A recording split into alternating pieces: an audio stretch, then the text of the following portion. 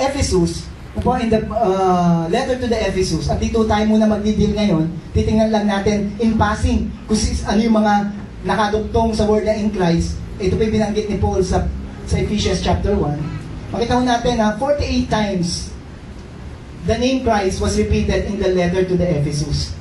Kaya, ang pinaka-topic po, listen, ang pinaka-topic po sa letter ni Paul, sa circular letter ni Paul, sa Ephesus na address, ay si Lord Jesus Christ. Bakit? 48 beses na inulit yung word na Christ. It was repeated, and 14 times, take note, sa 48 na yon, 14 times nakaduktong yung word na in Christ. Ni-research mo yan, Brother Ipe? Hindi po. Habang nag-aaral po ako, nakita ko ito. Sabi ko, idagdag ko ito. Napakahalaga po, lalong-lalo na sa Ephesus. At yung letter sa Ephesus ay letter po sa lahat. Letter din po, the letter of Paul to the blank po yun eh. Pwede mo ilagay, to the heart of worship members.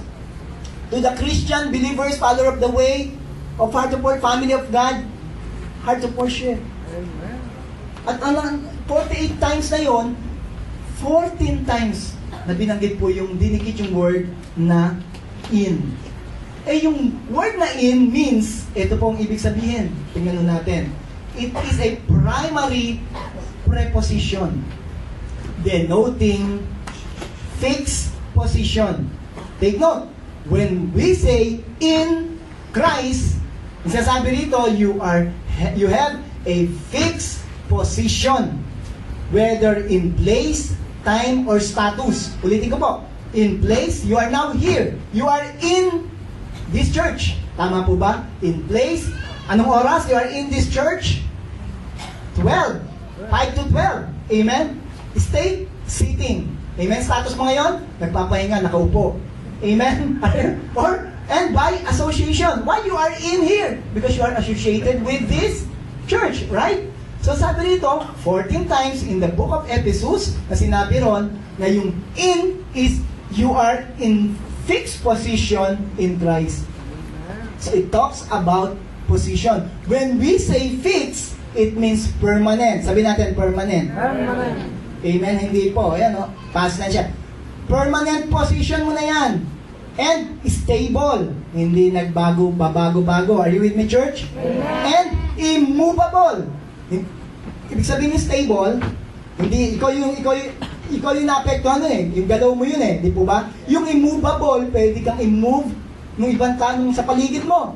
Ibig sabihin nito, when we are in Christ, at sabi ito, fixed position, the word fixed means permanent, stable, and immovable. Wala makagalaw sa'yo. Andiyan ka na. Sinuper glue ka na dyan. You are super glued in Christ. You are stable in Christ. Hindi ka magwe-waver. Amen? You are immovable. Hindi ka mamumove ng kahit sino. Amen? When we talk about association, it talks about friendship and relationship. Kaya ako to, associated ako sa heart of worship. Bakit? May friendship ako dun eh. At saka may relationship ako. Since you are in Christ, how can I be in Christ? By receiving Him as your Lord and Savior. Yung ginawa ni Nicodemus sa chapter 3. Being born again. So being born again, you are in Christ. Amen? Meaning, you have a fixed position with Him. So take note, ating pong series ngayon na pinag-aaralan, it talks about our position and our association and relationship with our Lord Jesus Christ. Amen? Palakpakan po natin ang Panginoon. So today, we will read in Christ in the letter of the Ephesians. Let us observe in Christ in Ephesians chapter 1. If you have your Bible, mas maganda po, may dala kayong Bible ngayon. Chapter 1, ako may Bible dito, 2. Amen? At tuwing binibilugan ko yung Bible ko. Amen? Wag ho kayong manghinawa o manghinayang na hindi binibilugan o sinusulatan yung Bible nyo. Kahit mamahalin pa ho. Hindi para dumihan lang, para mas maganda po maintindihan natin. Guhitan nyo yan. Amen? Ephesians chapter 1 verse 1 and 1 and 2. Chapter 1 verse 1 and the following. Ito po ngayon. Unang-una po, tingnan natin yung chapter 1 verse 1. Praise God. Hallelujah. Are you with me, church? Ephesians chapter 1 verse 1 and 2. Paul, an apostle of Christ Jesus by the will of God. to the what? Saints in? Palitan niyo po yung Ephesus. Lagay niyo yung taga-heart of worship. To the saints in? Heart of worship. The faithful. Amen? May mga faithful po ba rito? Hallelujah. May faithful po ba rito?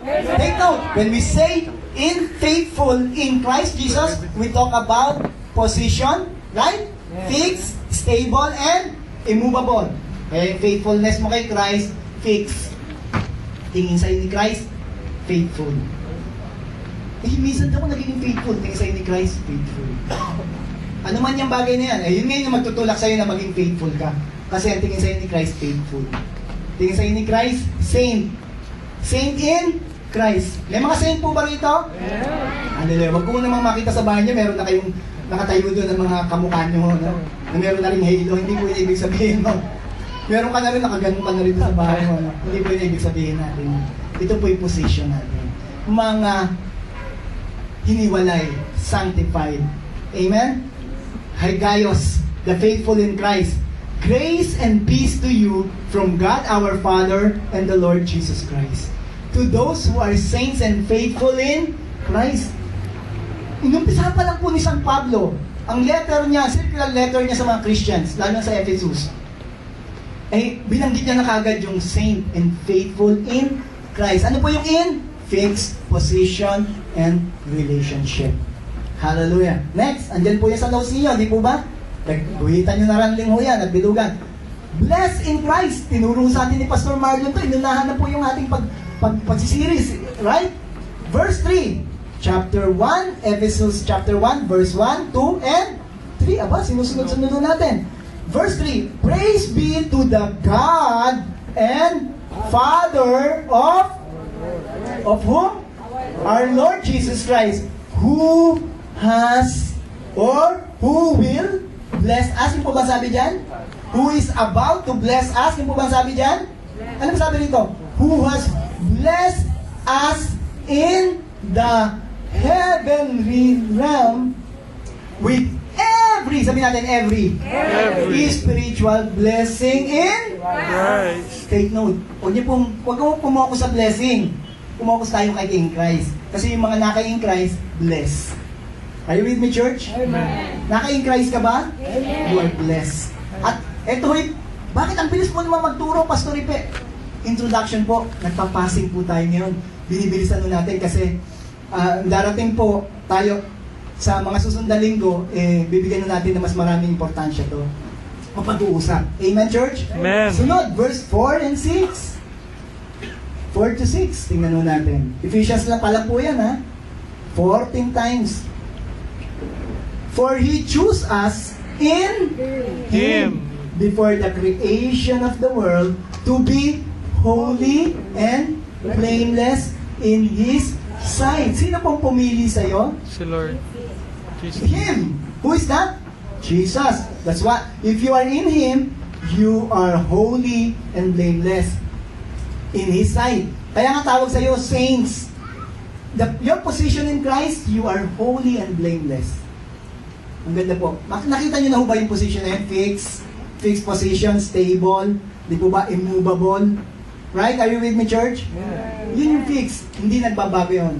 Hallelujah. Verse 5, He predestined us to be adopted as His sons through Jesus Christ in accordance with His pleasure and will. Verse 6, to the praise of His glorious grace, which He has freely given us in the one He loves. We are chosen, predestined, and adopted in Christ. What do you mean by chosen? Pag-aaralan po natin yan. What do you mean by predestined? Pag-aaralan po natin yan. Yung adopted, Pastor Ipe, ampon lang pala ako, ampon.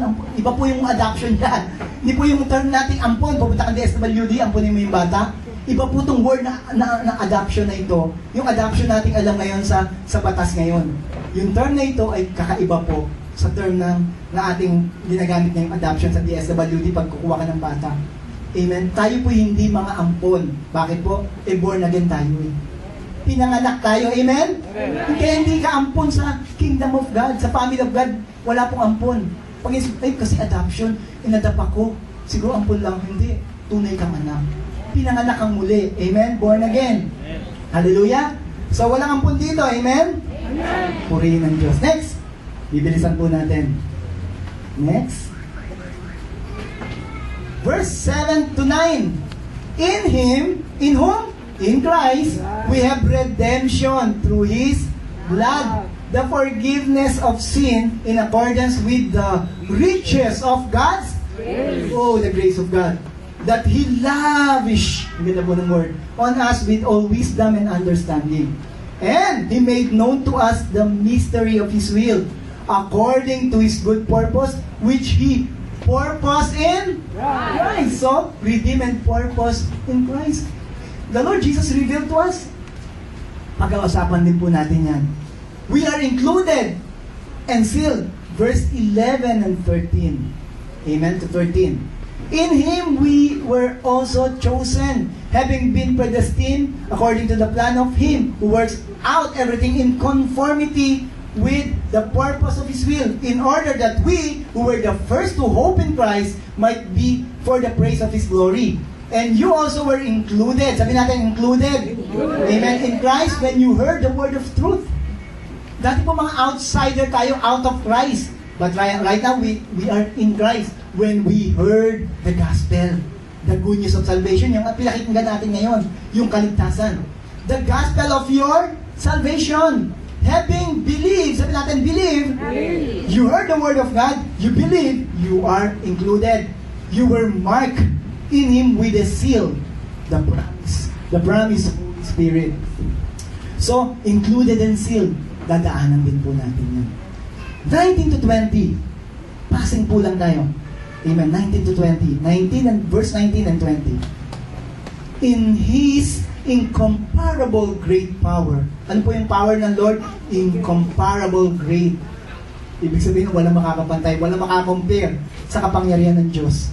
For us who believe, that power is like the working of His what? Mighty strength. Yun pong kumikilos sa buhay nyo ngayon. Are you with me, church? Are you in Christ? Amen. If you are in Christ, that mighty power is working in our lives. And working for you. Alam niyo po, nag-aaral ako para sa Tuesday natin, sa John chapter 5, yung ang tumama po sa akin verse doon, sabi ng Lord Jesus Christ sa mga religious, sabi niya, ang Diyos, ang Ama ko, hindi tumitigil na gumagawa at patuloy na gumagawa ngayon. Kasi may argument sila sa pagpapahinga. Sabi niya, ang Ama ko sa langit at ako rin, hindi nagpapahinga. Alam niyo po ang Diyos natin pagdating sa iyo, may nakikinig po ba? Pagdating sa bagay sa iyo, sa benefits mo, sa concern mo, hindi mo makitang magpapahinga ang Diyos. Naalala ko tuloy yung Bruce Almighty. Napagod siya. Ginawa niyang mode do sa mga emails niya, lahat ng email na sasagutin niyang yes. Alam niyo yung story? Napanood niyo yun? At nagkaroon ng chaos ang mundo kasi sagot lahat yes. Ang Diyos po, hindi ganun. Na napapagod ako, sige, yes ko na nga lang lahat yan. Hindi po, detail ang Diyos natin. Yung mighty power niya, detail, mula kay Kuya Jomar hanggang sa likod, kay Kuya Abel, dinidetalye niya. Kaya po ba ng Diyos yun? Yes, incomparable great power siya. Manampalataya ka, detalye niyang pinakikialaman ng buhay mo. Take note, sabi nga, nung ginawa tayo ng Diyos, dinitalye tayo eh. I am fearfully and wonderfully made. Detalye yun sa Diyos. Kaya habang nabubuhay ka sa mundong ito, detalye rin siya sa buhay. Hindi ka generic. Ang Diyos po hindi nagge-generic. Sige, lahat ng Pilipino generic ang tingin ko dyan. Hindi po. Individually. Amen? That power ang nagmamanifest sa atin. Ito pa ang maganda. Which He exerted in Christ. Wow! That incomparable great power for us who believe that power is like the word of His mighty strength. Nag-exerted po ito at nagkaroon to ng manifestation in Christ when He raised Him from the dead. Kaya po napakahalaga na resurrection sa atin. Kaya po sineselebrate natin at mas na sineselebrate natin dapat ang resurrection. Amen. Bakit po? Doon nagkaroon ng exertion. Doon nagkaroon ng manifestation ng power ng Diyos. And seated Him at His right hand. No? And seated Him at His right hand in the heavenly realms. Ang sumunod, now, No? Which He exerted in, and now we